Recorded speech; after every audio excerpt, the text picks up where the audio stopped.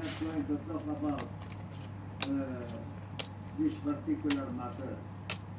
My job is not to negotiate, but to help pave the way, break the ice.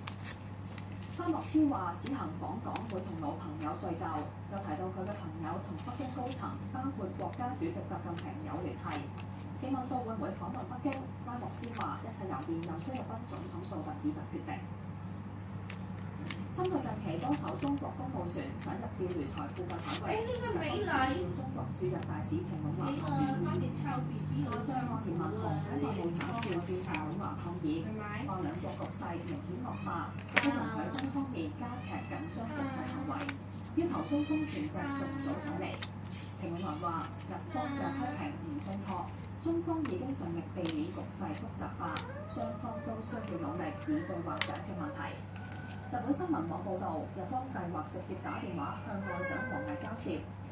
共同社就報導，下個月中國舉行20國集團坐住你都臭咯，又坐住我啲經書做咩啫？嗰個有讀經啊！國家主席習近平會談。嗰個有經。日方話，多艘中國船隻連日嚟駛入釣魚台，即係日本所稱嘅尖閣諸島比鄰區，部分更加進入日本聲稱係海洋範圍。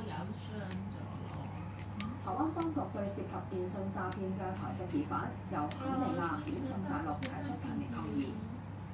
案中5個台灣疑犯，連同35個大陸疑犯坐同一班機，星期一晚由肯尼亞遣送去到北京。台灣嘅外交部門對此提出強烈抗議。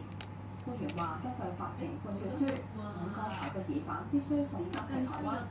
對於疑犯喺庭上被帶走，遣送大陸，都成為計劃下。咁惡！日前喺埃及，你係咪我生出嚟㗎？台灣人涉及電信詐騙。官員預告，日方會調查，又話呢種強迫遣送行為嚴重侵犯人民基本權利，唔希望成為常態。溫柔，轉頭溫柔，女子200米自由你係呢啲嚟㗎？能夠晉級決賽。